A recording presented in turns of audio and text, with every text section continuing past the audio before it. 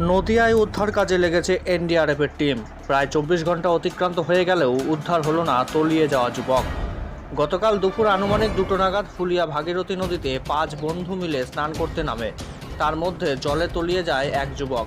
উদ্ধার কাজে নেমেছিল বিপর্যয় মোকাবিলা দপ্তরের কর্মীরা, কিন্তু অনেক চেষ্টা করার পরেও সন্ধান মেলেনি।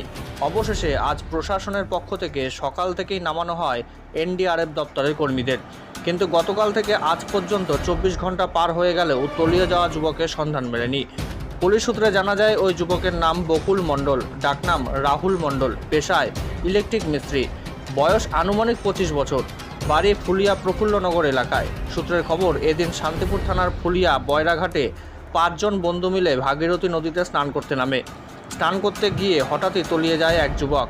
তড়িঘড়ি খবর দেওয়া হয় পুলিশ প্রশাসন ও বিপর্যয় মোকাবিলা দপ্তরকে। খবর পেয়ে তড়িঘড়ি ছুটে আসে ফুলিয়া পুলিশ ক্যাম্পের পুলিশ প্রশাসন ও বিপর্যয় মোকাবিলা দপ্তরের কর্মীরা। উদ্ধার না হওয়ায় অবশেষে প্রশাসনের পক্ষ থেকে আজ নামানো হয় এনডিআরএফ দপ্তরের কর্মীদের। 24 ঘন্টা পার হলেও যুবকের সন্ধান না মেলায় ভেঙে পড়েছে পরিবার।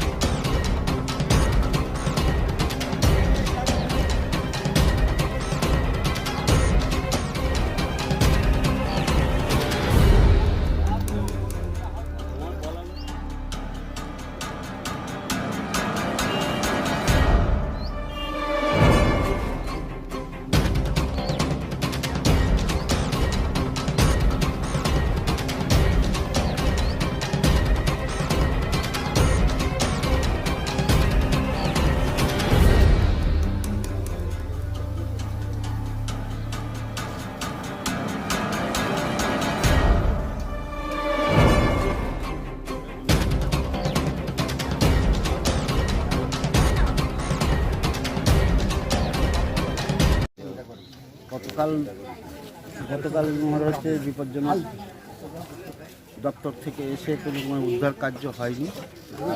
আজকে সকাল 8টার মধ্যে ওই জলে ডুবে গিয়েছিল যে ব্যক্তি,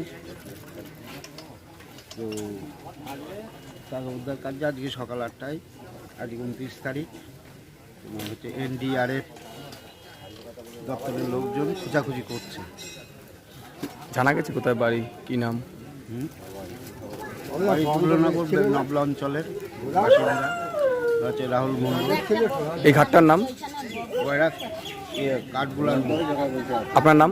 আমার নাম রবীন্দ্রনাথ প্রামাণিক। আপনি স্থানীয় বাসিন্দা তো?